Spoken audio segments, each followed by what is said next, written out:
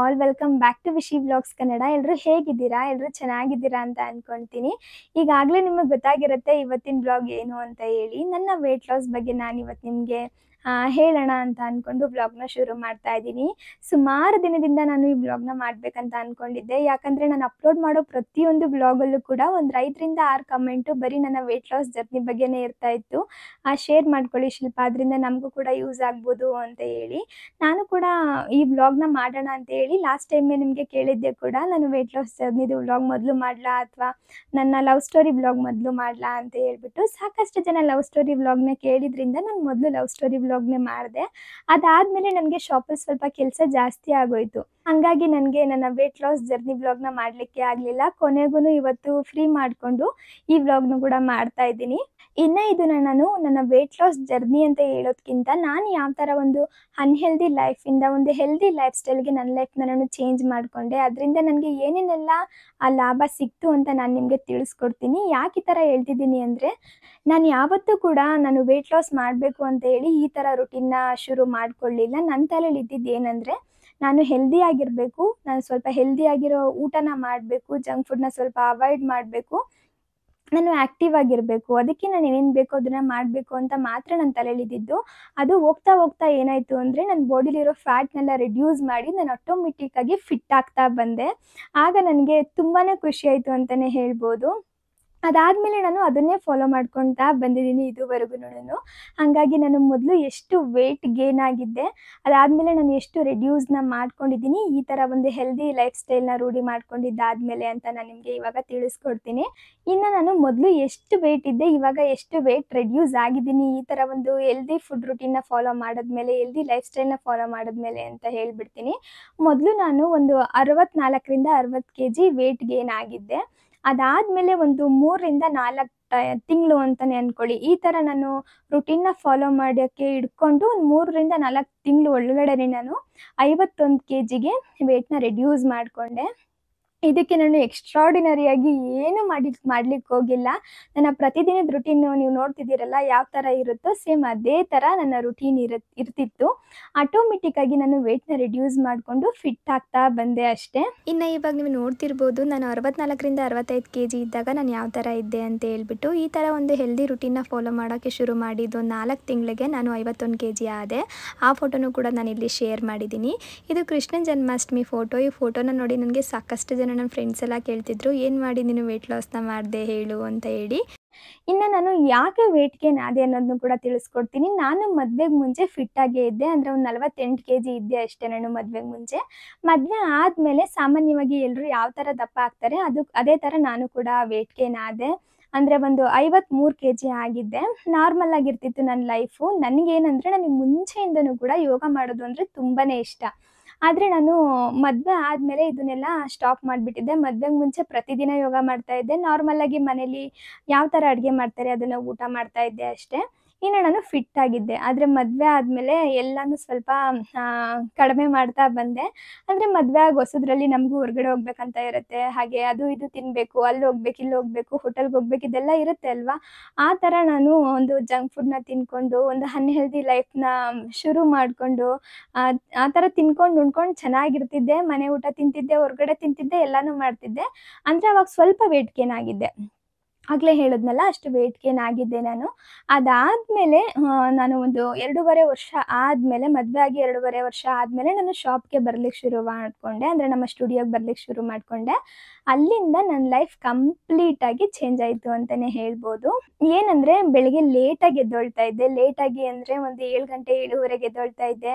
ಆ ಗಡಿಬಿಡಿಲಿ ಏನೋ ಒಂದು ತಿಂಡಿ ಮಾಡಿಕೊಂಡು ತಿಂದ್ಬಿಟ್ಟು ಅದನ್ನೇ ಬಾಕ್ಸ್ಗೆ ಹಾಕ್ಕೊಂಡು ಬಂದು ಇಲ್ಲಿ ಶಾಪಲ್ಲಿ ಕುತ್ಕೊಂಡು ಬಿಟ್ಟರೆ ಬೆಳಗ್ಗೆಯಿಂದ ಮಧ್ಯಾಹ್ನದವರೆಗೂ ಬರೀ ಸಿಸ್ಟಮ್ ಮುಂದೆನೇ ಕೂತಿರ್ತಿದ್ದೆ.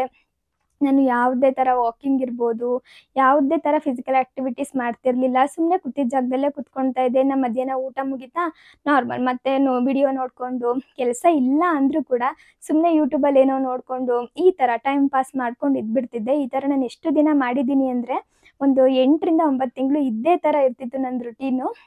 ಅದಾದಮೇಲೆ ಸಂಜೆ ಮನೆಗೆ ಬರೋದೇ ಲೇಟ್ ಆಗೋದು. ನನ್ನ ಹಸ್ಬೆಂಡ್ ಬೇಗ ಹೋಗು ಅಂದರೂ ಕೂಡ ನಾನು ಬರ್ತಿರಲಿಲ್ಲ. ನಾನು ಅಲ್ಲೇ ಸುಮ್ಮನೆ ಮಾತಾಡಿಕೊಂಡು ಕೂತ್ಕೊಂಡು ಇರ್ತಾಯಿದ್ದೆ. ಒಂದು 8 ಗಂಟೆಗೆ ಮನೆಗೆ ಬರೋದು, ಏನೋ ಒಂದು ಬೆಳಗ್ಗೆ ಮಾಡಿರೋ ಸಾಂಬಾರ್ಗೆ ರಾತ್ರಿ ಸ್ವಲ್ಪ ಅನ್ನ ಮಾಡ್ಕೊಂಡು ತಿಂದ್ಬಿಟ್ಟು ಊಟ ಆದ ತಕ್ಷಣ ಹೋಗಿ ನಿದ್ದೆ ಮಾಡಿಬಿಡೋದು. ಇದೇ ಥರ ಇರ್ತಿತ್ತು. ಈ ಕಾರಣಗಳಿಂದ ನಾನು ಆಟೋಮೆಟಿಕ್ ಆಗಿ ವೇಟ್ ಗೇನ್ ಆದೆ. ತುಂಬಾ ಜನ ಅನ್ಕೊಂಡ್ಬಿಟ್ಟಿರ್ತೀರಾ ಬರೀ ಜಂಕ್ ಫುಡ್ನ ತಿಂದರೆ ಮಾತ್ರ ನಾವು ವೇಟ್ ಗೇನ್ ಆಗೋದು, ಮನೆ ಊಟ ತಿಂದ್ಕೊಂಡು ಇದ್ಬಿಟ್ರೆ ನಾವು ವೇಟ್ ಗೇನ್ ಆಗಲ್ಲ ಅಂತ ಹೇಳಿ. ಅದು ನಿಜವಾಗ್ಲೂ ಸುಳ್ಳು ಅಂತಲೇ ಹೇಳ್ತೀನಿ. ಯಾಕಂದರೆ ನನ್ನ ಓನ್ ಎಕ್ಸ್ಪೀರಿಯನ್ಸ್ ಇದು. ನಾನು ನಾರ್ಮಲಾಗಿ ಜಂಕ್ ಫುಡ್ ತಿಂತಾ ಇದ್ದೆ, ತೀರಾ ತಿನ್ಲಿಕ್ಕೆ ಹೋಗ್ತಿರ್ಲಿಲ್ಲ. ಯಾವಾಗಲೂ ಬರ್ಗರ್ ತಿನ್ನೋದು, ಪಿಜ್ಜಾ ತಿನ್ನೋದು, ಇಲ್ಲ ಹೋಟೆಲ್ ಊಟ ಮಾಡೋದು, ಆ ಥರ ಎಲ್ಲ ನನಗೆ ಮೊದಲಿಂದನೂ ಇಷ್ಟ ಇಲ್ಲ. ಆ ಥರ ನಾನು ತಿಂತಾ ಇರಲಿಲ್ಲ. ಈ ಮಾಮೂಲಿ ಸಿಗ್ತಿರುತ್ತಲ್ಲ ಲೇಸು, ಕುರ್ಕುರೆ, ಅದನ್ನೆಲ್ಲ ಏನೋ ಒಂದು 2 ದಿನಕ್ಕೊಂದ್ಸಲ ತಿನ್ಕೊಂಡಿರ್ತಿದ್ದೆ. ಒಂದು ವಾರಕ್ಕೊಂದ್ಸಲ ನಾರ್ಮಲ್ ಜಂಕ್ ಫುಡ್ ಅಂದರೆ ಹೋಟೆಲ್ ಊಟ ಕೂಡ ಮಾಡ್ತಾ ಇದ್ದೆ. ಅದನ್ನ ಬಿಟ್ಟು ತೀರಾ ಜಂಕ್ ಫುಡ್ ತಿನ್ನಲಿಕ್ಕೆ ನಾನು ಹೋಗಿರಲಿಲ್ಲ. ಆದರೂ ನಾನು ವೇಟ್ ಗೇನ್ ಆದೆ. ಕಾರಣ ಏನಂದರೆ ನಾನು ಫಿಸಿಕಲ್ ಆ್ಯಕ್ಟಿವಿಟೀಸ್ ಮಾಡ್ತಿರಲಿಲ್ಲ.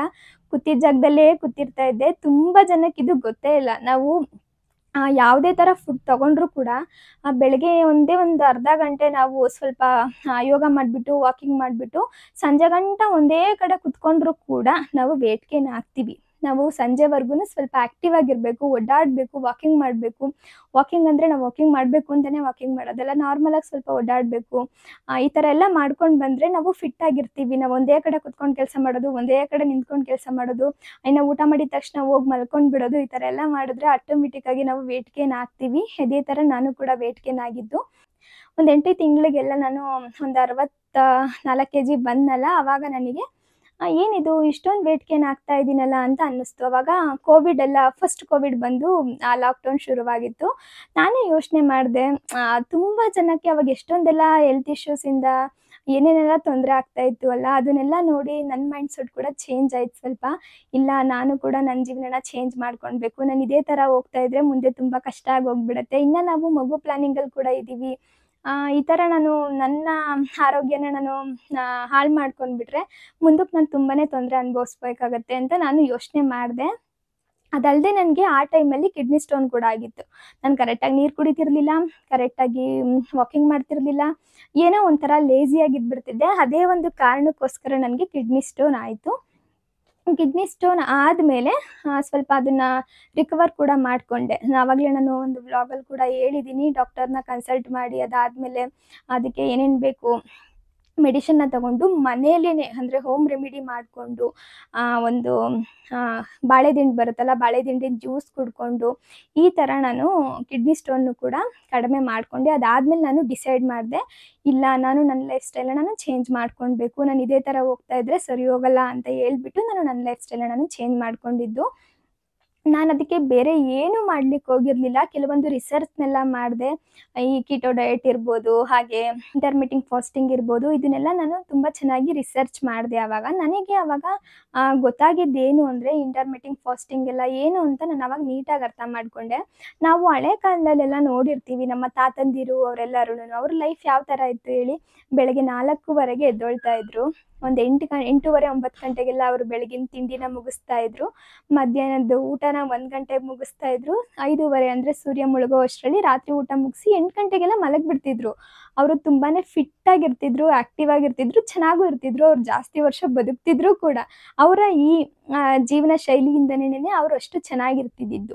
ನಾನು ಅದನ್ನು ತುಂಬ ಚೆನ್ನಾಗಿ ಅರ್ಥ ಮಾಡಿಕೊಂಡೆ. ಅದೇ ಕೆಲವೊಂದು ಬುಕ್ಸ್ನ ಓದಿದೆ. ನನಗೆಲ್ಲ ಅದು ತುಂಬಾ ಇಷ್ಟ ಆಯಿತು, ನನಗೆ ಮೋಟಿವೇಟ್ ಮಾಡ್ತು ಅಂತಲೇ ಹೇಳ್ಬೋದು. ಆವಾಗ ನಾನು ಡಿಸೈಡ್ ಮಾಡಿದೆ, ಇಲ್ಲ, ನಾನು ಇದೇ ಥರ ಲೈಫ್ ಸ್ಟೈಲ್ನ ರೂಢಿ ಮಾಡ್ಕೊಳ್ತಾ ಬರಬೇಕು. ನಾವೇನೋ ಇವಾಗಿನ ಕಾಲದವರು, ನಾವು ಯಂಗ್ ಜನ್ರೇಷನ್, ನಾವು ಅದನ್ನು ಮಾಡಬಾರ್ದು, ಇದನ್ನು ಮಾಡಬಾರ್ದು, ಅವರೆಲ್ಲ ದಡ್ರು ಅಂತ ಯೋಚನೆ ಮಾಡಿಕೊಂಡೇ ನಾವು ಇರ್ತೀವಿ. ನಿಜ ಹೇಳಬೇಕು ಅಂದರೆ ಅವರೇ ತುಂಬ ಬುದ್ಧಿವಂತರು.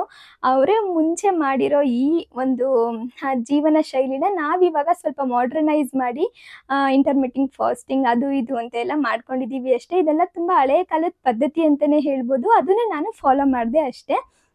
ಅಂದರೆ ನಾನು ಬೆಳಗ್ಗೆ ಬೇಗ ಏಳಬೇಕು ಅಂತ ಡಿಸೈಡ್ ಮಾಡಿದೆ. ನನಗೆ ಸ್ವಲ್ಪ ಬೆಳಗ್ಗೆ ಬೇಗ ಎದ್ದೇಳೋದು ಮುಂಚೆಯಿಂದನೂ ರೂಢಿ ಇತ್ತು. ಮದುವೆ ಆದಮೇಲೆ ಅದನ್ನೆಲ್ಲ ಬಿಟ್ಬಿಟ್ಟಿದೆ ಬಿಡಿ. ಬೇಗ ಏಳಬೇಕು ಅಂತ ಡಿಸೈಡ್ ಮಾಡಿದ್ದಾದಮೇಲೆ ನಾನು ರಾತ್ರಿ ಬೇಗ ಮಲಗಬೇಕಲ್ವಾ, ಈ ಥರ ನಾನು ಪ್ಲ್ಯಾನ್ ಮಾಡಿಕೊಂಡೆ. ಹೆಂಗೆ ಮಾಡೋದು ಇದನ್ನೆಲ್ಲ, ಸ್ವಲ್ಪ ಕಷ್ಟ ಆಗ್ಬೋದು ಅಂತ ಹೇಳ್ಬಿಟ್ಟು. ಸ್ಟಾರ್ಟಿಂಗ್ ಹೌದು, ನನಗೂ ಸ್ವಲ್ಪ ಕಷ್ಟ ಆಯಿತು. ಒಂದು 15ರಿಂದ 20 ದಿನ ಕಷ್ಟ ಆಯಿತು. ಆದರೂ ಕೂಡ ನಾನು ಬಿಡಲಿಲ್ಲ. ಬೆಳಗ್ಗೆ ನನಗೆ 4:00ವರೆಗೆ ಎಚ್ಚರ ಮಾಡ್ಕೊಳ್ಳಿಕ್ಕೆ ಆಗ್ತಿರಲಿಲ್ಲ. ಹಾಗಾಗಿ ನಾನು ಒಂದು 4:45ಗೆ ಎದ್ದೇಳ್ತಾ ಇದ್ದೆ. 4:45ಗೆ ಅಲಾರಾಮ್ ಇಟ್ಬಿಟ್ಟು 4:50ಗೆ ಎದ್ದೇಳ್ತಾ ಇದ್ದೆ. ಒಂದು 5 ನಿಮಿಷ ನಂಗೆ ಮತ್ತೆ ನಿದ್ದೆ ಬರೋ ಥರ ಫೀಲ್ ಆಗೋದು. ಒಂದು 5 ನಿಮಿಷ ಆದಮೇಲೆ ಎದ್ದೊಳ್ತಾ ಇದ್ದೆ. ಅದು ಅಲಾರಾಮ್‌ದು ಫೋನ್ ಏನ್ ಮಾಡ್ತಿದ್ದೆ ಅಂದ್ರೆ ನಾನು ಪಕ್ಕದಲ್ಲಂತೂ ಇಟ್ಕೊಂತಾ ಇರ್ಲಿಲ್ಲ. ತೆಗ್ದ್ಬಿಟ್ಟು ಸ್ವಲ್ಪ ದೂರದಲ್ಲಿ ಇಡ್ತಾ ಇದ್ದೆ. ಅವಾಗ ಎದ್ದು ಬಂದು ಅಲಾರಾಮ್‌ನ ಆಫ್ ಮಾಡುವಾಗ ನಮ್ಗೆ ಮತ್ತೆ ಹೋಗಿ ಮಲಗಬೇಕಂತ ಅನ್ಸಲ್ಲ. ಹಂಗಾಗಿ ಹಂಗ್ ಮಾಡ್ತಾ ಇದ್ದೆ. ಇನ್ನ ಇವಾಗಂತೂ ನನಗೆ ಚೆನ್ನಾಗ್ ಅಭ್ಯಾಸ ಆಗೋಗ್ಬಿಟ್ಟಿದೆ. ಅಲಾರಾಮು ಬಡೀಲಿ, ಬಡಿದೇ ಇರ್ಲಿ ನಾನು ಎದ್ದೊಳ್ತೀನಿ. ಇನ್ನ ನಾನು ಎದ್ದಿದ್ದಾದ್ಮೇಲೆ ಸ್ವಲ್ಪ ಆಯಿಲ್ ಪುಲ್ಲಿಂಗ್‌ನ ಮಾಡಿ 1 ಗ್ಲಾಸ್ ಬಿಸಿನೀರನ್ನ ಕುಡಿತೀನಿ. ಬಿಸಿನೀರು ಕುಡ್ದಿದ್ದಾದ್ಮೇಲೆ ನಾನು ಯೋಗ ಮಾಡ್ಲಿಕ್ಕೆ ಶುರು ಮಾಡ್ಕೊಂತೀನಿ. ಇನ್ನ ನಾನು ಯೋಗನ ಯಾಕೆ ಸೆಲೆಕ್ಟ್ ಮಾಡ್ಕೊಂಡೆ ಅಂತ ಹೇಳೋದಾದ್ರೆ, ನನಗೆ ಬೆಳಗ್ಗೆ ಎದ್ದ ತಕ್ಷಣ ಗಡಿಬಿಡಿಲಿ ಜಿಮ್‌ಗೋಗಿ ಅಲ್ಲಿ ವರ್ಕೌಟ್ ಮಾಡಿ ನನ್ನ ಬಾಡಿಗೆ ಸ್ಟ್ರೈನ್ ಕೊಡ್ಲಿಕ್ಕೆ ನನಗೆ ಅಷ್ಟೊಂದು ಇಷ್ಟ ಇಲ್ಲ. ಹಾಗಾಗಿ ನಾನು ಯೋಗನ ಸೆಲೆಕ್ಟ್ ಮಾಡ್ಕೊಂಡಿದ್ದು. ಅದಲ್ಲದೆ ನನಗೆ ಮುಂಚೆಯಿಂದನೂ ಕೂಡ ಯೋಗ ಮಾಡಿ ಅಭ್ಯಾಸ ಇದ್ದಿದ್ರಿಂದ ನಾನು ಯೋಗನ ಶುರು ಮಾಡ್ಕೊಂಡೆ. ನಾನು ಸ್ಟಾರ್ಟಿಂಗ್ ನಿಜ ಹೇಳ್ಬೇಕು ಅಂದರೆ ಒಂದು 15 ಡೇಸು ಬರೀ ಸೂರ್ಯ ನಮಸ್ಕಾರನ ಮಾಡಿದ್ದೀನಿ ಅಷ್ಟೇ. ಬೆಳಗ್ಗೆ ಎದ್ದೇಳೋದು, ಬಿಸಿನೀರು ಕುಡಿಯೋದು, ಸೂರ್ಯ ನಮಸ್ಕಾರ ಮಾಡೋದು, ಒಂದು 5ರಿಂದ 10 ನಿಮಿಷ ಮಾತ್ರ ಮೆಡಿಟೇಷನ್ ಮಾಡಿ ಮುಗಿಸ್ಬಿಡೋದು. ಇದೇ ಥರ ಒಂದು 15 ದಿನ ಮಾಡಿದೆ. ಯಾಕಂದರೆ ನನಗೆ ಆಗ್ತಾ ಇರಲಿಲ್ಲ. ಒಂದು ಸ್ವಲ್ಪ ಕಷ್ಟ ಅಂತ ಅನ್ಸೋದು, ಬಾಡಿ ಎಲ್ಲ ಪೇನ್ ಬಂದಿರೋ ಥರ ಅನ್ನಿಸ್ತಾ ಇತ್ತು. ವಾರ್ಮ್ ಅಪ್ ಮಾಡಿನೇ ನಾನು ಸೂರ್ಯ ನಮಸ್ಕಾರ ಮಾಡ್ತಾ ಇದ್ದೆ. ಆದರೂ ಕೂಡ ಬಾಡಿ ಎಲ್ಲ ಪೇನ್ ಬಂದಿರೋ ಥರ ಅನ್ನಿಸ್ತಾ ಇತ್ತು. ಹಾಗಾಗಿ ನಾನು ಈ ಥರ ಮಾತ್ರ ಮಾಡ್ತಾ ಇದ್ದೆ. ಅದಾದಮೇಲೆ ಹೋಗ್ತಾ, ಹೋಗ್ತಾ, ಹೋಗ್ತಾ ನನಗೂ ಅಭ್ಯಾಸ ಆಗ್ತಾ, ಆಗ್ತಾ ಇನ್ನು ಬೇರೆ ಆಸನಗಳನ್ನ ಮಾಡಲಿಕ್ಕೆ ಶುರು ಮಾಡಿಕೊಂಡೆ. ಬರೀ ನಾನು ಸ್ಟಾರ್ಟಿಂಗ್ 15 ದಿನದಲ್ಲಿ ಒಂದು 20 ನಿಮಿಷ ಮಾತ್ರ ನಾನು ಯೋಗ ಮತ್ತು ಮೆಡಿಟೇಷನ್ ಮಾಡ್ತಾ ಇದ್ದೆ. ಎರಡನ್ನೂ ಕೂಡ 20 ನಿಮಿಷದಲ್ಲಿ ಮುಗಿಸ್ತಾ ಇದ್ದೆ. ಹೋಗ್ತಾ, ಹೋಗ್ತಾ ಏನಾಯಿತು ಅಂದರೆ 1 ಅವರ್ ಮಾಡ್ಲಿಕ್ಕೆ ಶುರು ಮಾಡಿಕೊಂಡೆ. 45 ನಿಮಿಷ, ಒಂದೊಂದು ಸಲ 1 ½ ಅವರ್ ಈ ಥರ ಮಾಡಲಿಕ್ಕೆ ಶುರು ಮಾಡ್ಕೊಂಡ್ಬಿಟ್ಟೆ. ಅಷ್ಟೊಂದು ಇಷ್ಟ ಆಗೋಯಿತು, ಅಷ್ಟೊಂದು ಅಡಿಕ್ಟ್ ಆಗಿಬಿಟ್ಟೆ ನಾನು ಅಂತಲೇ ಹೇಳ್ಬೋದು. ಯಾರೇ ಆದರೂ ಕೂಡ ನೀವು ವೆಯ್ಟ್ ಲಾಸ್ ಮಾಡಿ, ಮಾಡದೇ ಇರಿ, ಪ್ರತಿಯೊಬ್ಬರು ಕೂಡ ಯೋಗ ಮಾಡಬೇಕು. ಯೋಗ ಮಾಡೋದು ನಮಗೆ ತುಂಬಾ ಒಳ್ಳೆಯದು. ನಮ್ಮ ಆರೋಗ್ಯಕ್ಕಾಗಿರ್ಬೋದು, ನಮ್ಮ ಫಿಟ್ನೆಸ್‌ಗಾಗಿರ್ಬೋದು ತುಂಬಾ ಹೆಲ್ಪ್ ಮಾಡುತ್ತೆ ಅಂತಲೇ ಹೇಳ್ತೀನಿ. ನೀವು ಬರೀ ಒಂದು 15ರಿಂದ 20 ದಿನ ಯೋಗಾಭ್ಯಾಸನ ಮಾಡಿ ನೋಡಿ.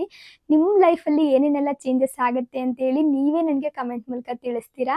ಸಾಕಷ್ಟು ಜನ ನನಗೆ ಕೇಳ್ತಾ ಇರ್ತೀರಾ ಕೂಡ, ನೀವು ಶಾಪ್‌ನ ಮೇಂಟೈನ್ ಮಾಡ್ತೀರಾ, ಮನೇನೂ ಕೂಡ ಮೇಂಟೈನ್ ಮಾಡ್ತೀರಾ, ಇಲ್ಲ ನೀವು ಯಾವ ಥರ ಬ್ಯಾಲೆನ್ಸ್ ಮಾಡ್ಕೊಳ್ತೀರಾ, ನಿಮಗೆ ತಾಳ್ಮೆ ತುಂಬ ಇದೆ ಅಂತ ಹೇಳಿ. ಅದಲ್ಲದೆ ಅಷ್ಟೊಂದು ಅಡುಗೆ ಕೂಡ ಮಾಡ್ತೀರಾ, ಇಷ್ಟೊಂದು ಕೆಲಸ ಮಾಡಬೇಕಂದ್ರೆ ನಿಮಗೆ ತಾಳ್ಮೆ ಜಾಸ್ತಿನೇ ಇರಬೇಕು ಅಂತ ಹೇಳಿ. ಇದಕ್ಕೆಲ್ಲ ಮುಖ್ಯವಾದ ಕಾರಣ ಅಂದರೆ ಮೆಡಿಟೇಷನ್ ಅಂತಲೇ ಹೇಳ್ಬೋದು. ಹೆಣ್ಮಕ್ಳಿಗೆಲ್ಲ ಸಾಮಾನ್ಯವಾಗಿ ಮೂಗಿನ ತುದಿ ಮೇಲೆ ಕೋಪ ಇರುತ್ತೆ ಅಲ್ವಾ? ನಮ್ಮ ಕೋಪನ ಕಡಿಮೆ ಮಾಡಿಕೊಂಡು ಒಂದು ತಾಳ್ಮೆಯಿಂದ ಇರಬೇಕು ಅಂದರೆ ನಾವು ಮೆಡಿಟೇಷನ್ ಮಾಡಲೇಬೇಕು. ನನಗೂ ಕೂಡ ಮುಂಚೆ ಕೋಪ ಬರ್ತಾ ಇತ್ತು, ಇಲ್ಲ ಅಂತ ನಾನು ಹೇಳಲ್ಲ. ಈಗಲೂ ಕೂಡ ಬರುತ್ತೆ, ಕೆಲವೊಮ್ಮೆ ಅಷ್ಟೇ. ಆದರೆ ನಾನು ಜಾಸ್ತಿ ತಾಳ್ಮೆಯಿಂದನೇ ಇರ್ತೀನಿ. ಅದಕ್ಕೆ ಕಾರಣ ಮೆಡಿಟೇಷನ್ ಅಂತಲೇ ನಾನು ಹೇಳ್ತೀನಿ. ಇನ್ನು ಯೋಗನ ಮುಗಿಸಿದ ಮೇಲೆ ನಾನು ಡಿಟಾಕ್ಸ್ ಡ್ರಿಂಕ್ ಅಥವಾ ಒಂದು ಹೆಲ್ದಿ ಡ್ರಿಂಕ್‌ನ ಮಾಡ್ಕೊಳ್ತೀನಿ ಪ್ರತಿದಿನ. ಇದು ನಿಮಗೆ ಖಂಡಿತವಾಗ್ಲೂ ಗೊತ್ತೇ ಇರುತ್ತೆ. ನಾನು ಪ್ರತಿದಿನ ಕೂಡ ಒಂದೊಂದು ಡ್ರಿಂಕ್‌ನ ಮಾಡಿ ಯೂಟ್ಯೂಬಲ್ಲಿ ಹಾಗೆ ಇನ್ಸ್ಟಾದಲ್ಲೆಲ್ಲ ಅಪ್ಲೋಡ್ ಮಾಡ್ತಾ ಇರ್ತೀನಿ. ನನಗೆ ಯಾಕೆ ಈ ಡಿಟಾಕ್ಸ್ ಡ್ರಿಂಕ್‌ನ ಮಾಡ್ಕೊಳ್ಬೇಕು ಅಂತ ಅನ್ನಿಸ್ತು ಅಂದರೆ, ನನಗೆ ಈ ಥರ ಯಾವುದಾದ್ರೂ ಒಂದು ಹೊಸ ವಿಷಯ ಅಂದರೆ ಅದ್ರ ಬಗ್ಗೆ ರಿಸರ್ಚ್ ಮಾಡಲಿಕ್ಕೆ ತುಂಬಾ ಇಷ್ಟ. ಹಾಗಾಗಿ ಈ ಡಿಟಾಕ್ಸ್ ಡ್ರಿಂಕ್ ಬಗ್ಗೆನೂ ಕೂಡ ನಾನು ಕೆಲವೊಂದು ರಿಸರ್ಚ್‌ನ ಮಾಡಿ ಅದರಿಂದ ನನಗೆ ಏನೇನೆಲ್ಲ ಲಾಭ ಸಿಗುತ್ತೆ ಅಂತ ತಿಳ್ಕೊಂಡು ನಾನು ಡಿಟಾಕ್ಸ್ ಡ್ರಿಂಕ್‌ನ ಮಾಡ್ಕೊಳ್ಳಿಕ್ಕೆ ಶುರು ಮಾಡಿಕೊಂಡೆ. ಸುಮಾರು ಜನ ಅಂದ್ಕೊಂಡ್ಬಿಟ್ಟಿರ್ತಾರೆ ಬರೀ ವೆಯ್ಟ್ ಲಾಸ್ ಮಾಡಲಿಕ್ಕೆ ಮಾತ್ರ ನಾವು ಡಿಟಾಕ್ಸ್ ಡ್ರಿಂಕ್‌ನ ಕುಡಿಬೇಕು ಅಂತೇಳಿ. ಖಂಡಿತ ಅಲ್ಲ. ನಮ್ಮ ದೇಹದಲ್ಲಿನ ಟಾಕ್ಸಿನ್ನ ಹೊರಗಡೆ ಹಾಕಲಿಕ್ಕೆ ನಾವು ಡಿಟಾಕ್ಸ್ ಡ್ರಿಂಕ್‌ನ ಕುಡಿಬೇಕು. ಏನೀಗಂದ್ರೆ ಅಂತ ಅಂದರೆ, ನಾವು ಬೆಳಗ್ಗೆಯಿಂದ ಸಂಜೆವರೆಗೂ ಸಾಕಷ್ಟು ಆಹಾರನ ತೊಗೊಂಡಿರ್ತೀವಿ ಅಲ್ವಾ? ಎಲ್ಲನೂ ಪ್ಯೂರ್ ಆಗಂತೂ ತೊಗೊಂಡಿರಲ್ಲ ನಾವು.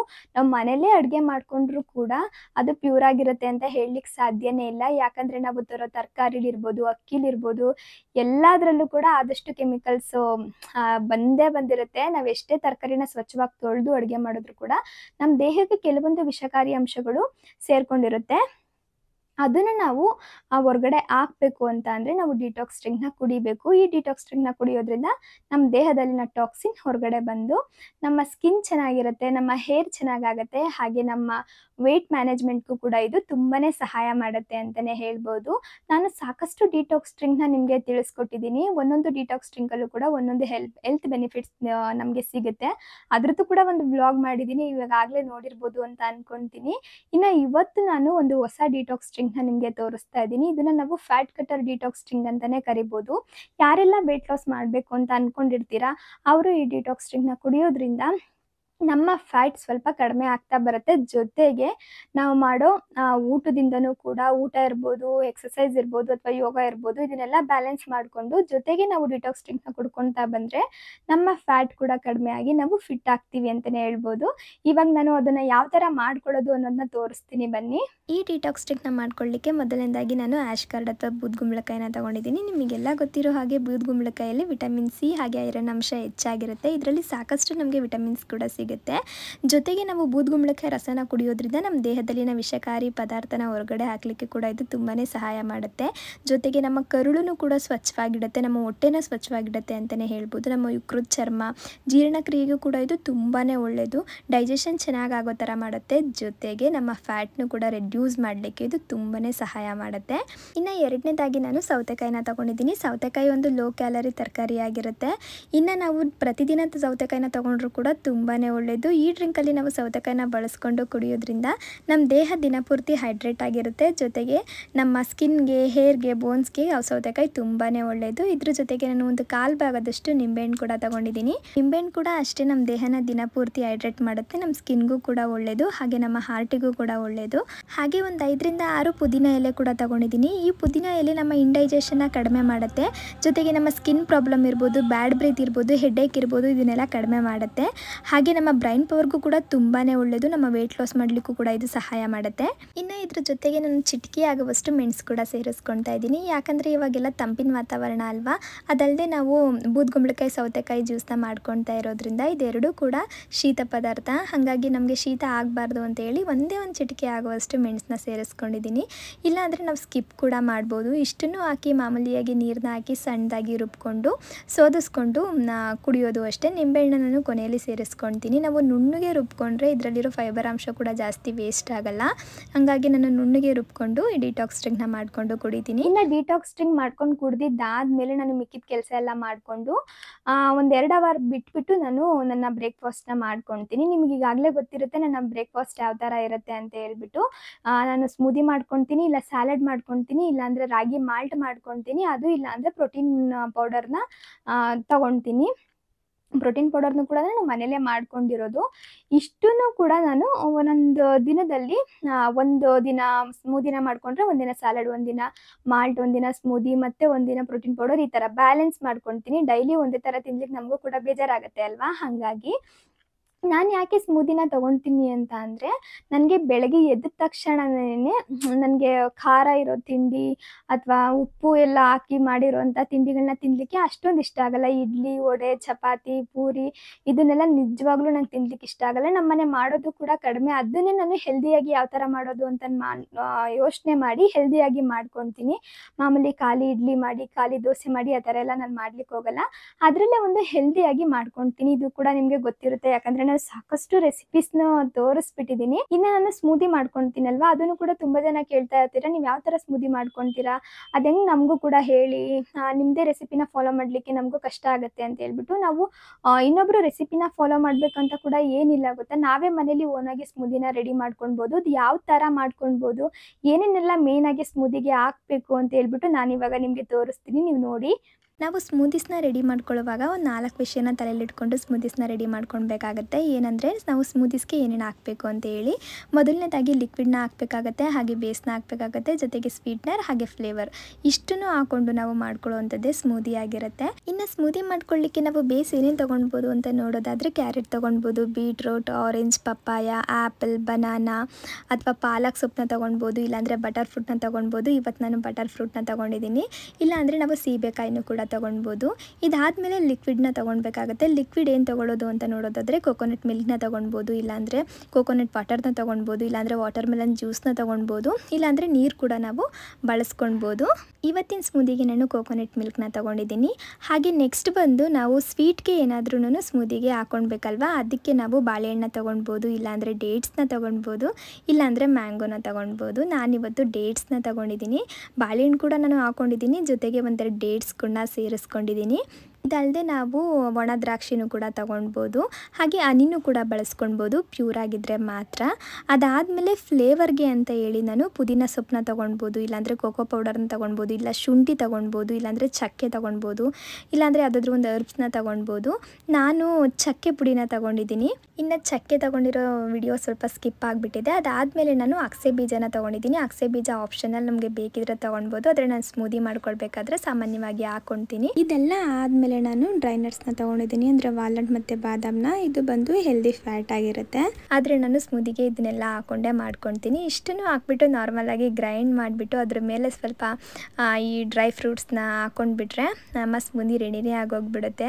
ತುಂಬಾ ಚೆನ್ನಾಗಿರುತ್ತೆ ಇದು. ನನಗೆ ತುಂಬ ಚೆನ್ನಾಗಿ ಅಡ್ಜಸ್ಟ್ ಆಗೋಗ್ಬಿಟ್ಟಿದೆ ಈ ಸ್ಮೂದೀಸ್ ಎಲ್ಲ. ನಾವು ಈ 4 ವಿಷಯನ ತಲೆಯಲ್ಲಿ ಇಟ್ಕೊಂಡ್ಬಿಟ್ರೆ ಆರಾಮಾಗಿ ಮನೇಲಿ ಸ್ಮೂದಿನ ರೆಡಿ ಮಾಡ್ಕೊಂಡ್ಬಿಡ್ಬೋದು. ಇನ್ನು ಮಧ್ಯಾಹ್ನದ ಊಟಕ್ಕೆ ನಾನು ಏನು ಮಾಡ್ತೀನಿ ಅಂದರೆ, ನಮ್ಮನೇಲಿ ಯಾವ ಥರ ಅಂದರೆ, ನನ್ನ ಹಸ್ಬೆಂಡ್ ಬೆಳಗ್ಗೆ ಬ್ರೇಕ್ಫಾಸ್ಟ್ನ ಮಾಡಿಕೊಂಡು ಆಫೀಸ್ಗೆ ಹೋದರೆ ಅವ್ರು ಮಧ್ಯಾಹ್ನ ಲಂಚ್ನ ಆಫೀಸಲ್ಲೇ ಮಾಡ್ಕೊಳ್ತಾರೆ.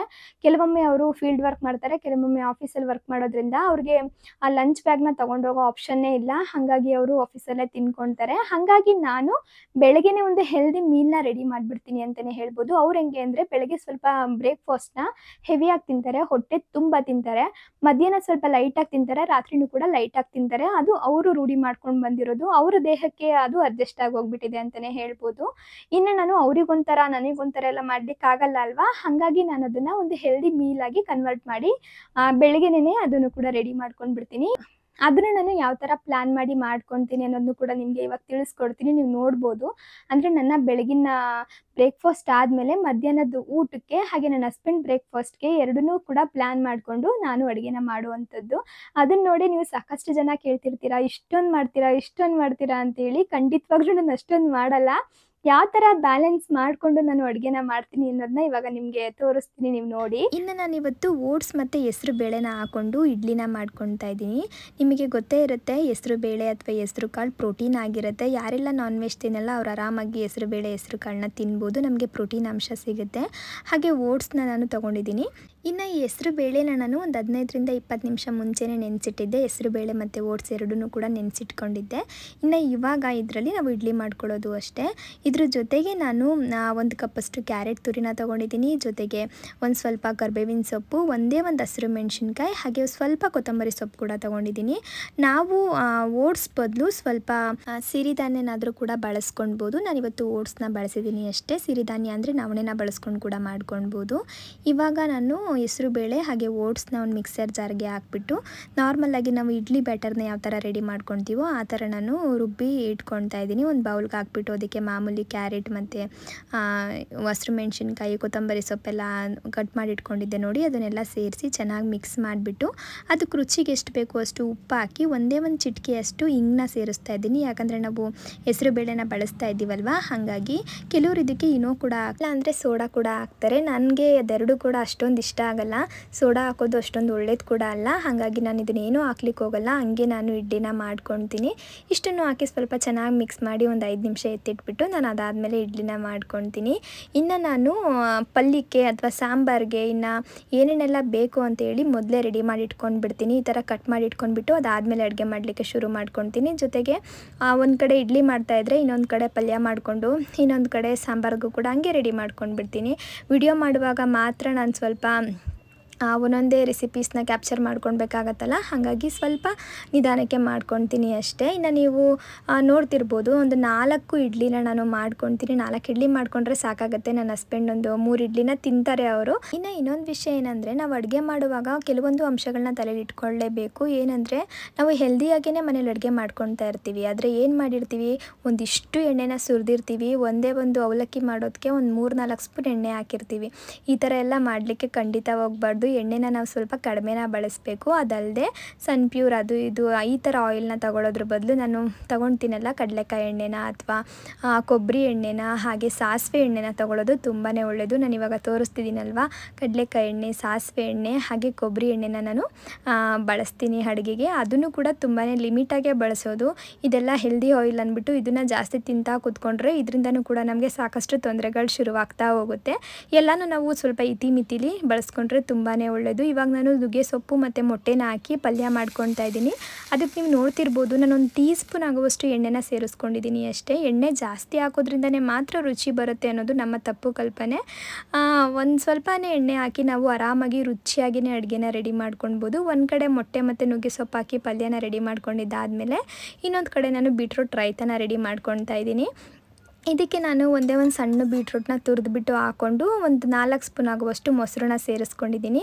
ಇದರಲ್ಲೂ ಕೂಡ ನಾನು ಲೆಕ್ಕಾಚಾರ ಮಾಡಿಕೊಂಡೇ ಸೇರಿಸ್ಕೊಳ್ಳೋದು. ಏನಂದರೆ 2 ಸ್ಪೂನ್ ಮೊಸರು ನನ್ನ ಹಸ್ಬೆಂಡ್ ತೊಗೊಂಡ್ರೆ 2 ಸ್ಪೂನ್ ಮೊಸರು ನಾನು ತೊಗೊಳ್ತೀನಿ.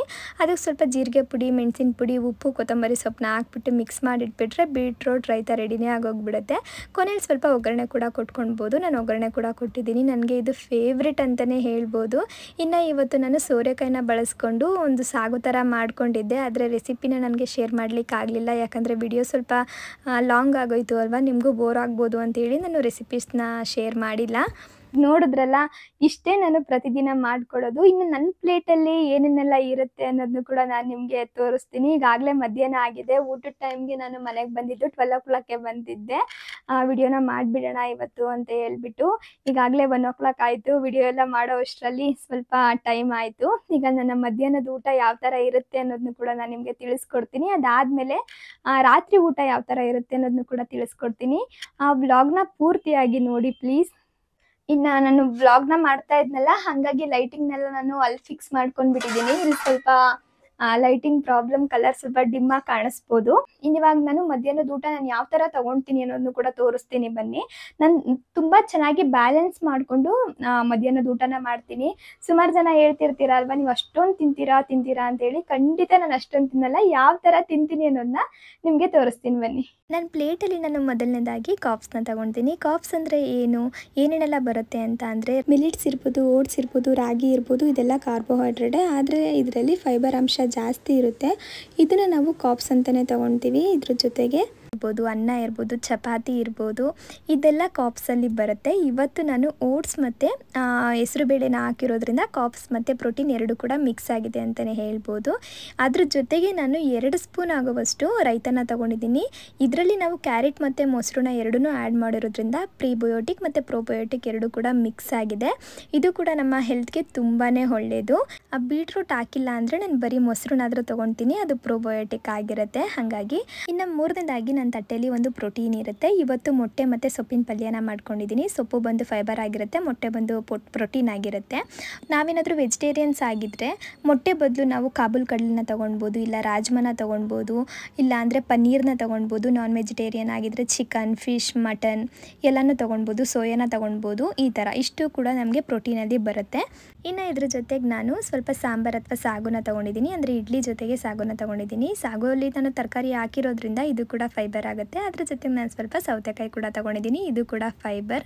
ನಾವೇನು ತಿಳ್ಕೊಳ್ಬೇಕು ಅಂದರೆ ನಮ್ಮ ತಟ್ಟೆಯಲ್ಲಿ ಕಾಪ್ಸ್ ಸ್ವಲ್ಪ ಕಡಿಮೆ ಇರಬೇಕು, ಪ್ರೋಟೀನ್ ಮತ್ತು ಫೈಬರ್ ಹೇರಳವಾಗಿರಬೇಕು. ಹಾಗೆ ಪ್ರೋಬಯೋಟಿಕ್ ಮತ್ತು ಪ್ರೀಬಯೋಟಿಕ್ ಎರಡೂ ಕೂಡ ನಮ್ಮ ತಟ್ಟೆಯಲ್ಲಿ ಇರಬೇಕು. ಇದು ಒಂದು ಬ್ಯಾಲೆನ್ಸ್ಡ್ ಡಯಟ್ ಅಂತಲೇ ಹೇಳ್ಬೋದು. ನಾವು ಈ ಥರ ಊಟ ಮಾಡ್ಕೊಳ್ತಾ ಬಂದರೆ ಖಂಡಿತ ನಾವು ವೇಟ್ ಗೇನ್ ಆಗಲ್ಲ, ಹಾಗೆ ಹೆಲ್ದಿಯಾಗಿ ಕೂಡ ಇರ್ತೀವಿ. ಆದರೆ ನಾವೇನು ಮಾಡ್ತೀವಿ, ಪ್ರತಿದಿನ ಕೂಡ ನಾವು ಕಾಪ್ಸ್ನ ಜಾಸ್ತಿ ತೊಗೊಳ್ತೀವಿ. ಅಂದರೆ ಒಂದಿಷ್ಟು ಅನ್ನ ತೊಗೊಂಡ್ಬಿಟ್ಟು ಒಂದಿಷ್ಟು ಸಾಂಬಾರು ಹಾಕೊಂಡು ತಿಂದ್ಬಿಡ್ತೀವಿ. ಅದರಿಂದ ನಮಗೆ ಏನು ಬಂತು ಪ್ರಯೋಜನ ಅಂತ ನಾವು ಯೋಚನೆ ಮಾಡಲ್ಲ.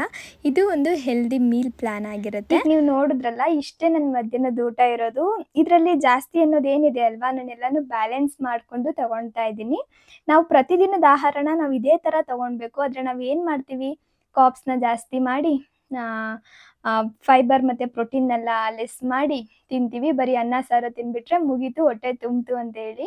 ಅದು ತಿನ್ನೋ ಪದ್ಧತಿ ಅಲ್ಲ, ಇದೇ ನಾವು ಊಟ ಮಾಡೋ ಪದ್ಧತಿ ಅಂತಲೇ ಹೇಳ್ಬೋದು. ಇನ್ನು ಸಾಕಷ್ಟು ಜನಕ್ಕೆ ಊಟದ ಮಧ್ಯೆ ನೀರು ಕುಡಿಯೋ ಅಭ್ಯಾಸ ಇರುತ್ತಲ್ವ, ಅದನ್ನು ಕೂಡ ನಿಲ್ಲಿಸಬೇಕು. ಯಾಕಂದರೆ ನಾವು ಊಟ ಮಾಡುವಾಗಲೇ ನೀರು ಕುಡಿತಾ ಹೋದರೆ ನಮ್ಮ ಡೈಜೆಷನ್ಗೆ ತೊಂದರೆ ಆಗುತ್ತೆ. ಹಾಗೆ ನಾವು ಇಷ್ಟು ಪ್ರಮಾಣದಲ್ಲಿ ಊಟ ಮಾಡೋರು ಇಷ್ಟೇ ಪ್ರಮಾಣದಲ್ಲಿ ಊಟ ಮಾಡ್ತೀವಿ.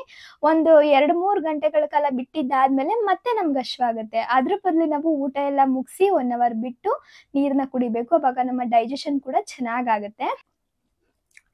ಇನ್ನೊಂದೇನೆಂದರೆ, ಇವಾಗಿನ ನಮ್ಮ ಬ್ಯುಸಿ ಶೆಡ್ಯೂಲಲ್ಲಿ ನಾವು 2 ನಿಮಿಷಕ್ಕೆ ಊಟನ ಮುಗಿಸ್ಬಿಡ್ತೀವಿ.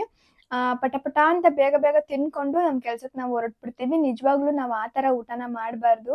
ನಾವು ಪ್ರತಿಯೊಂದು ತಗೊಳ್ಳೋ ತುತ್ತನ್ನು ಕೂಡ ಚೆನ್ನಾಗಿ ಅಗ್ದು ತಿನ್ಬೇಕು. ಆ ಥರ ತಿನ್ನೋದ್ರಿಂದ ನಮ್ಮ ಡೈಜೆಷನ್ ಚೆನ್ನಾಗಾಗುತ್ತೆ. ಇದ್ರಿಂದನೂ ಕೂಡ ನಮ್ಮ ಡೈಜೆಷನ್ ಚೆನ್ನಾಗಾಗುತ್ತೆ. ಇವಾಗ ನಮ್ಗೆ ಅಷ್ಟೊಂದೆಲ್ಲ ಟೈಮೇ ಇರಲ್ಲ. ಏನೋ ಒಂದು ಫೋನ್ ಬಂತು ಅಂತೇಳಿ ಬೇಗ ಬೇಗ ತಿನ್ಕೊಂಡು ಹೋಗ್ಬಿಡೋದು, ಇಲ್ಲಾಂದ್ರೆ ಫೋನ್ನ ಕೈಲಿಟ್ಕೊಂಡು ನೋಡ್ಕೊಂಡು ತಿನ್ಕೊಂಡು ಕುತ್ಕೊಳ್ಳೋದು. ಈ ಥರ ಎಲ್ಲ ಮಾಡೋದ್ರಿಂದ ನಾವು ಮೇನ್ ಆಗಿ ಫೋನ್ ನೋಡ್ಕೊಂಡು ಅಥವಾ ಟಿವಿ ನೋಡ್ಕೊಂಡು ಊಟ ಮಾಡೋದ್ರಿಂದ ನಾವ್ ಎಷ್ಟು ತಿಂತೀವಿ ಅಂತ ನಮ್ಗೆ ಗೊತ್ತಿರಲ್ಲ. ಅದನ್ನ ಬಿಟ್ಟು ನಮ್ಮ ಊಟನ ನಾವ್ ಎಂಜಾಯ್ ಮಾಡ್ಕೊಂಡು ಈ ತರ ತಟ್ಟೆ ನೋಡ್ಕೊಂಡು ಪ್ರತಿಯೊಂದು ಅಡ್ಗೆನೂ ಕೂಡ ಎಂಜಾಯ್ ಮಾಡ್ಕೊಂಡು ಊಟ ಮಾಡಿದ್ರೆ ನಮಗೂ ಕೂಡ ಒಂದು ತೃಪ್ತಿ ಅಂತ ಸಿಗುತ್ತೆ. ನಮ್ಗೆ ಮತ್ತೆ ಇನ್ನೊಂದ್ಸಲ ಊಟ ಮಾಡ್ಬೇಕು ಅಂತಾನು ಅನ್ಸಲ್ಲ. ಕ್ರೇವಿಂಗ್ ಕೂಡ ಕಡಿಮೆ ಆಗುತ್ತೆ. ಇದನ್ನ ನೀವು ಒಂದ್ಸಲ ಟ್ರೈ ಮಾಡಿ ನೋಡಿ. ನಾನಂತೂ ಪ್ರತಿದಿನ ಇದೇ ತರ ಮಾಡೋದು. ನಾನು ಏನನ್ನೇ ಅಡುಗೆ ಮಾಡಿದ್ರು ಕೂಡ ನಾನು ತುಂಬಾ ಚೆನ್ನಾಗಿ ಎಂಜಾಯ್ ಮಾಡ್ಕೊಂಡೇ ಊಟ ಮಾಡ್ತೀನಿ. ತುಂಬಾನೇ ರುಚಿಯಾಗಿರೋ ಅಡುಗೆನೇ ಮಾಡ್ಬೇಕು ಅಂತ ಕೂಡ ಏನಿಲ್ಲ. ಒಂದ್ರಲ್ಲಿ ಉಪ್ಪು ಖಾರ ಕಡಿಮೆ ಇದ್ರೂ ಕೂಡ ನಾನು ತುಂಬಾನೇ ಎಂಜಾಯ್ ಮಾಡ್ಕೊಂಡೇ ತಿಂತೀನಿ. ಊಟಕ್ಕೆ ಮೊದಲು ನಾವು ಗೌರವ ಕೊಡ್ಬೇಕು. ಅದಾದ್ಮೇಲೆ ಅದ್ರ ರುಚಿ ಬಗ್ಗೆ ನಾವು ಗಮನ ಕೊಡ್ಬೇಕು ಅಲ್ವಾ? ಇನ್ನು ಊಟ ಎಲ್ಲ ಮುಗ್ದಿದ್ದಾದಮೇಲೆ ನಾವು ಸ್ವಲ್ಪ ಹೊತ್ತಾದರೂ ಕೂಡ ವಾಕ್ ಮಾಡಬೇಕು. ನಾವು ಮನೇಲಿದ್ದರೆ ಏನು ಮಾಡ್ತೀವಿ ಅಂದರೆ ಊಟ ಮುಗ್ದಿದ್ದಾದಮೇಲೆ ಹೋಗಿ ಮಲ್ಕೊಂಡು ಬಿಡೋದು. ಚೆನ್ನಾಗಿ ನಿದ್ದೆ ಬರುತ್ತೆ ಮಧ್ಯಾಹ್ನ ಟೈಮು ಅಂತೇಳಿ. ಆ ಥರ ಮಾಡೋದ್ರಿಂದ ಕೂಡ ನಾವು ವೇಟ್ ಗೇನ್ ಆಗ್ತೀವಿ. ಊಟ ಮುಗಿದಾದ್ಮೇಲೆ ಸ್ವಲ್ಪ ಹೊತ್ತು ವಾಕ್ ಮಾಡಬೇಕು, ಅದು ತುಂಬಾ ಒಳ್ಳೆಯದು. ನಾನು ಕೂಡ ಅಷ್ಟೇ ಊಟ ಎಲ್ಲ ಮುಗಿಸಿದ್ದಾದ್ಮೇಲೆ ಸ್ವಲ್ಪ ಹೊತ್ತು ವಾಕ್ ಮಾಡ್ತೀನಿ. ಮನೇಲಿದ್ದರೂ ಕೂಡ ನಾನು ವಾಕ್ ಮಾಡ್ತೀನಿ. ಇನ್ನು ವರ್ಕಿಂಗ್ ವುಮೆನ್ಸ್ಗೆ ಆಪ್ಷನ್ ಇರಲ್ಲ ಬಿಡಿ, ಅವರು ಊಟ ಮುಗಿಸಿದಾದ್ಮೇಲೆ ಹೋಗಿ ಅವ್ರ ಕೆಲಸ ಮಾಡಲೇಬೇಕಾಗತ್ತೆ. ಊಟನ ಮುಗಿಸ್ಕೊಂಡಿದ್ದಾದಮೇಲೆ ಅಟ್ಲೀಸ್ಟ್ ಒಂದು 5 ನಿಮಿಷನಾದರೂ ವಾಕ್ ಮಾಡಲಿಕ್ಕೆ ಟ್ರೈ ಮಾಡಿ. ಅದೆಲ್ಲ ಆದಮೇಲೆ ನಾನು 4:15 ಹಂಗೆ ಏನಾದರೂ ಹಶ್ವಾದರೆ ಸ್ವಲ್ಪ ಹಣ್ಣು ತಿಂತೀನಿ, ಇಲ್ಲಾಂದರೆ ಮಜ್ಜಿಗೆನ ಕುಡಿತೀನಿ. ಹಶ್ವಾದರೆ ಇಲ್ಲಾಂದರೆ ಅದನ್ನು ನಾನು ತಿನ್ಲಿಕ್ಕೆ ಹೋಗಲ್ಲ. ಇನ್ನು ನಾನು 6 ಗಂಟೆ 6:15ಗೆಲ್ಲ ಮನೆಗೆ ಬಂದುಬಿಡ್ತೀನಿ. ಮನೆಗೆ ಬಂದ ತಕ್ಷಣ ಸ್ವಲ್ಪ ಗ್ರೀನ್ ಟೀ ಮಾಡ್ಕೊಂಡು ಕುಡಿದು ಟೈಮ್ನ ವೇಸ್ಟ್ ಮಾಡ್ದೇ ಪಟ ಅಂತ ಅಡುಗೆ ಮಾಡಲಿಕ್ಕೆ ಶುರು ಮಾಡ್ಕೊಂಡು ಬಿಡ್ತೀನಿ. ಯಾಕಂದರೆ ನನಗೆ ಒಂದು 7 ಗಂಟೆ 7:15 ಅಷ್ಟರೊಳಗೆಲ್ಲ ಊಟ ಮುಗಿಸಿರಬೇಕು. ನಾನು ಬೇಗ ಮಲಗೋದ್ರಿಂದ ನಾನು ಬೇಗನೆ ಊಟ ಮಾಡಿಬಿಡ್ತೀನಿ. ಹಿಂದಿನ ಕಾಲದಲ್ಲೆಲ್ಲ ಮಾಡ್ತಾಯಿದ್ರು ನೋಡಿ, ಸೇಮ್ ಅದೇ ಥರ. ಅವರಂದರೆ ಒಂದು 5 ಗಂಟೆಗೆಲ್ಲ ಊಟನ ಮುಗಿಸ್ಬಿಡ್ತಿದ್ರು. ಸೂರ್ಯ ಮುಳುಗೋಕ್ಕೆ ಮುಂಚೆನೇ ಊಟ ಮುಗಿಸ್ಬಿಡ್ತಿದ್ರು. ನಮಗೆ ಆ ಥರ ಮಾಡಲಿಕ್ಕಾಗಲ್ಲ ಅಲ್ವಾ? ನಾನು ಬರೋದೇ 6 ಗಂಟೆ 6:15 ಆಗೋಗ್ಬಿಡುತ್ತೆ. ಹಾಗಾಗಿ ಬಂದು ರೆಸ್ಟ್ ಮಾಡೋದು ಅದನ್ನೆಲ್ಲ ಮಾಡ್ದೇನೆ ಫ್ರೆಶ್ನಪ್ ಆಗಿ ಟೀ ಕುಡಿದ್ಬಿಟ್ಟು ನಾನು ಅಡುಗೆ ಮಾಡ್ಲಿಕ್ಕೆ ಶುರು ಮಾಡ್ಕೊಂಡ್ಬಿಡ್ತೀನಿ. ಇನ್ನು ರಾತ್ರಿ ಊಟನ ನಾನು ಯಾವ ಥರ ಪ್ಲ್ಯಾನ್ ಮಾಡ್ಕೊಳ್ತೀನಿ ಅಂದರೆ, ಬೆಳಗ್ಗೆ ನಾನು ಏನು ಮಾಡಿದ್ದೀನಿ ಅಂತ ನೋಡ್ಕೊಳ್ತೀನಿ. ಅಂದರೆ ಮಧ್ಯಾಹ್ನದ ಊಟಕ್ಕೆ ಏನು ಮಾಡಿದ್ದೀನಿ ಅಂತ ನೋಡ್ಕೊಳ್ತೀನಿ. ಏನಾದರೂ ಚಪಾತಿ, ಮುದ್ದೆ, ಅನ್ನ, ಪಲಾವು ಈ ಥರ ಏನಾದರೂ ಮಾಡ್ಕೊಂಡಿದ್ರೆ ನಾನು ರಾತ್ರಿ ಊಟನ ಲೋ ಕಾರ್ಬ್ಸ್ ರೆಸಿಪೀಸ್ನ ಮಾಡ್ತೀನಿ. ಅಂದರೆ ಈ ಹೆಸರು ಬೇಳೆ ಪಡ್ಡು ಇರ್ಬೋದು, ಇಲ್ಲಾಂದರೆ ಬಾರ್ಲಿ ಅಕ್ಕಿ ದೋಸೆ ಇರ್ಬೋದು, ಇಲ್ಲಾಂದರೆ ತರಕಾರಿನೆಲ್ಲ ಹಾಕ್ಬಿಟ್ಟು ದೋಸೆ ಥರ ಮಾಡ್ಕೊಳ್ಳೋದು, ಇಲ್ಲ ಓಟ್ಸ್ ಎಗ್ ಆಮ್ಲೆಟ್ ಮಾಡ್ಕೊಳ್ಳೋದು, ಈ ಥರ ನಾನು ರಾತ್ರಿ ಅಡುಗೆನ ಮಾಡ್ಕೊತೀನಿ. ಇಲ್ಲ ಬೆಳಗ್ಗೆನೇ ನಾನೇನಾದರೂ ಇವತ್ತು ಮಾಡಿರೋ ಥರ ಹೆಸರು ಬೇಳೆ, ಇಡ್ಲಿ ಈ ಥರ ಎಲ್ಲಾದರೂ ಮಾಡಿಕೊಂಡ್ರೆ, ಈ ಸಿರಿಧಾನ್ಯಗಳನ್ನೆಲ್ಲ ಬಳಸ್ಬಿಟ್ಟು ಏನಾದರೂ ಅಡುಗೆನ ಮಾಡ್ಕೊಂಡಿದ್ರೆ ರಾತ್ರಿ ಊಟಕ್ಕೆ ಸ್ವಲ್ಪ ಮುದ್ದೆ, ಚಪಾತಿ, ಇಲ್ಲಾಂದರೆ ಅನ್ನ ಮತ್ತು ಪಲ್ಯ ಈ ಥರ ಮಾಡ್ಕೊತೀನಿ. ಮುದ್ದೆ ಚಪಾತಿ ಜೊತೆ ಪಲ್ಯ ಮಾಡ್ಕೊತೀನಿ. ಅನ್ನ ಮಾಡಿದ್ರು ಕೂಡ ಸ್ವಲ್ಪ ಪಲ್ಯ ಮಾಡಿಕೊಂಡು ಊಟನ ಮುಗಿಸ್ತೀನಿ. ಇದೇ ಥರ ನಾನು ಪ್ರತಿದಿನದ ರೂಟೀನ್ನ ಫಾಲೋ ಮಾಡೋದು. ನಾವು ರಾತ್ರಿ ಹೊತ್ತು ಏನು ಊಟ ತೊಗೊಂಡ್ರೂ ಕೂಡ ತೊಂದರೆ ಇಲ್ಲ. ಮುದ್ದೆ, ಅನ್ನ, ಚಪಾತಿ ಏನು ತೊಗೊಂಡ್ರೂ ಕೂಡ ತೊಂದರೆ ಇಲ್ಲ. ಆದರೆ ನಾವು ಊಟನ ಬೇಗ ಮುಗಿಸ್ಬೇಕು. ಬೇಗ ಮುಗಿಸೋದ್ರಿಂದ ಚೆನ್ನಾಗಿ ಡೈಜೆಷನ್ ಆಗುತ್ತೆ.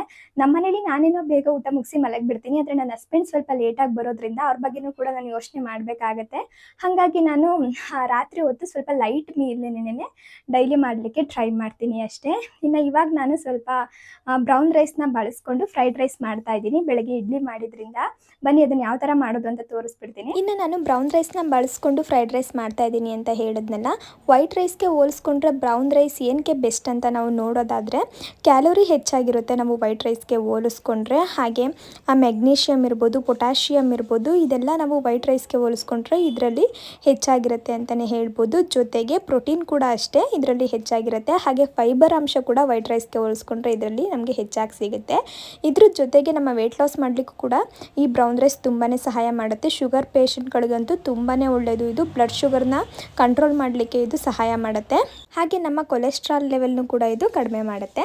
ಹಾಗಾಗಿ ನಾವು ವೈಟ್ ರೈಸ್ಗಿಂತ ಬ್ರೌನ್ ರೈಸ್ನ ತೊಗೊಳ್ಳೋದು ತುಂಬಾ ಮುಖ್ಯ. ನಾನು ಇನ್ನೊಂದು ವ್ಲಾಗಲ್ಲಿ ಬ್ರೌನ್ ರೈಸ್ ಬಗ್ಗೆ ಇರ್ಬೋದು ಅಥವಾ ಕೇರಳ ರೈಸ್ ಬಗ್ಗೆ ಇರ್ಬೋದು, ಇದ್ರ ಬಗ್ಗೆ ಎಲ್ಲ ಒಂದು ಡೀಟೇಲ್ ಆಗಿ ನಾನು ಒಂದು ವ್ಲಾಗ್ನ ಮಾಡ್ತೀನಿ. ನಾವು ಬ್ರೌನ್ ರೈಸ್ನ ತೊಗೊಳ್ಳುವಾಗ ನೋಡ್ಕೊಂಡು ತೊಗೊಳ್ಬೇಕು. ಯಾಕಂದರೆ ಇವಾಗೆಲ್ಲ ಕಲರಿಂಗ್ ಮಾಡಿ ಕೊಟ್ಬಿಡ್ತಾರೆ. ನಾನು ಇವಾಗ ನಿಮಗೆ ತೊಳೆದು ತೋರಿಸ್ದೆ ನೋಡಿ, ಇದರಲ್ಲಿ ಸ್ವಲ್ಪ ಕೂಡ ಕಲರ್ ಬರ್ತಾ ಇಲ್ಲ. ಆದರೆ ಕೆಲವೊಂದು ಅಕ್ಕಿನ ನೀವು ನೋಡ್ಬೋದು, ಬ್ರೌನ್ ರೈಸ್ ಅಂತ ತೊಗೊಂಡು ಬರ್ತೀವಿ, ಆದರೆ ಸಾಕಷ್ಟು ಕಲರ್ನ ಕೋಟಿಂಗ್ ಮಾಡಿಬಿಟ್ಟಿರ್ತಾರೆ. ನಮಗೆ ನೋಡಲಿಕ್ಕೆ ಬ್ರೌನ್ ರೈಸ್ ಥರನೇ ಕಾಣಿಸುತ್ತೆ, ಆದರೆ ನಾವು ಅದನ್ನು ತೊಳೆದಾಗಲೇ ಗೊತ್ತಾಗೋದು ಅದರಲ್ಲಿ ಎಷ್ಟೊಂದು ಕಲರ್ ಇದೆ ಅಂತ. ಅಂತ ಹೇಳ್ಬಿಟ್ಟು. ಹಾಗಾಗಿ ನಾವು ನೋಡಿಕೊಂಡು ಬ್ರೌನ್ ರೈಸ್ನ ತೊಗೊಂಡು ಬರಬೇಕು. ಇವತ್ತು ನಾನು ತೀರಾ ಸಿಂಪಲ್ಲಾಗಿ ಫ್ರೈಡ್ ರೈಸ್ನ ಮಾಡ್ಕೊತಾ ಇದ್ದೀನಿ. ಇದಕ್ಕೆ ಜಾಸ್ತಿ ಮಸಾಲೆ ಏನೂ ಹಾಕಿಲ್ಲ, ಹೆಲ್ದಿಯಾಗಿ ಮಾಡ್ಕೊತಾ ಇದ್ದೀನಿ. ಒಂದು ಕಡಾಯಿಗೆ ಒಂದು ಅರ್ಧ ಟೀ ಸ್ಪೂನ್ ಆಗುವಷ್ಟು ಎಣ್ಣೆನ ಹಾಕ್ಕೊಂಡು ಅದಕ್ಕೆ ಬೆಳ್ಳುಳ್ಳಿ, ಹಸಿರು ಮೆಣಸಿನ್ಕಾಯಿ, ಈರುಳ್ಳಿ, ಕರಿಬೇವಿನ ಸೊಪ್ಪನ್ನ ಹಾಕಿ ಫ್ರೈ ಮಾಡ್ಕೊತಾ ಇದ್ದೀನಿ. ಒಂದೇ ಒಂದು ಹಸಿರು ಮೆಣಸಿನ್ಕಾಯಿನ ಹಾಕ್ಕೊಂಡಿದ್ದೀನಿ ಅಷ್ಟೇ.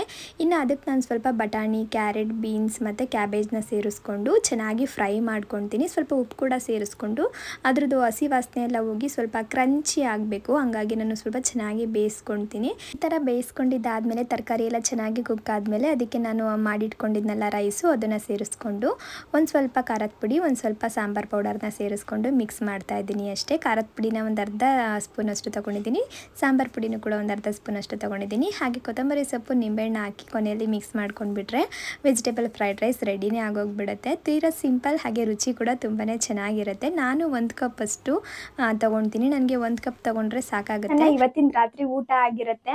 ಇನ್ನು ನಾನು ಈ ಥರ ರುಟೀನ್ನ ಫಾಲೋ ಮಾಡ್ಕೊಳಕ್ಕೆ ಶುರು ಮಾಡಿದ್ಮೇಲೆ ನನಗೆ ಏನೇನೆಲ್ಲ ಬೆನಿಫಿಟ್ ಸಿಗ್ತಾ ಇದೆ ಅಂತ ನೋಡೋದಾದರೆ, ನಾನು ಮುಂಚೆ ತುಂಬಾ ಸುಸ್ತಾಗ್ತಾ ಇತ್ತು. ನನಗೆ ಒಂದು ಸ್ವಲ್ಪ ಕೆಲಸ ಮಾಡಿದ್ರೆ ಸಾಕು ಸುಸ್ತಾಗ್ತಾ ಇತ್ತು. ಮತ್ತೆ ನಾನು ಸ್ವಲ್ಪ ರಿಲ್ಯಾಕ್ಸ್ ಮಾಡಿಕೊಂಡು ಅದಾದಮೇಲೆ ಕೆಲಸ ಮಾಡಬೇಕಿತ್ತು.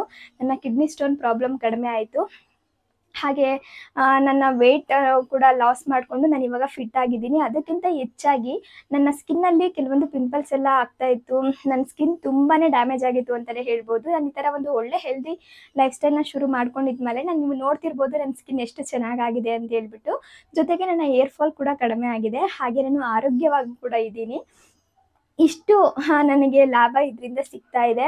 ಇನ್ನು ನೀವು ಜಂಕ್ ಫುಡ್ಡೇ ತಿನ್ನಲ್ವಾ, ಪ್ರತಿದಿನ ಬರೀ ಈ ಥರ ಹೆಲ್ದಿ ಫುಡ್ನ ಮಾಡ್ಕೊಂಡು ತಿನ್ನೋದಷ್ಟೇನಾ ಅಂತ ಕೇಳೋದಾದರೆ, ಹೌದು, ನಾನು ಜಂಕ್ ಫುಡ್ನ ತಿಂತೀನಿ. ಯಾವಾಗ ತಿಂತೀನಿ ಅಂದರೆ ನಮ್ಮ ಆ್ಯನಿವರ್ಸರಿಗೆ ಅಥವಾ ನಮ್ಮ ಬರ್ತ್ಡೇಗೆ, ಇಲ್ಲಾಂದರೆ ಯಾವುದಾದ್ರೂ ಒಂದು ಫಂಕ್ಷನ್ಗೆ ಹೋದಾಗ, ಇಲ್ಲ ಎಲ್ಲಾದರೂ ಒಂದು ಮದುವೆಗೆ ಹೋದಾಗ, ಈ ಥರ ಹೋದಾಗ ಮಾತ್ರ ಹೋಟೆಲ್ ಫುಡ್ ಇರ್ಬೋದು ಅಥವಾ ಜಂಕ್ ಫುಡ್ ಇರ್ಬೋದು, ನಾನು ಅದನ್ನು ತಿಂತೀನಿ.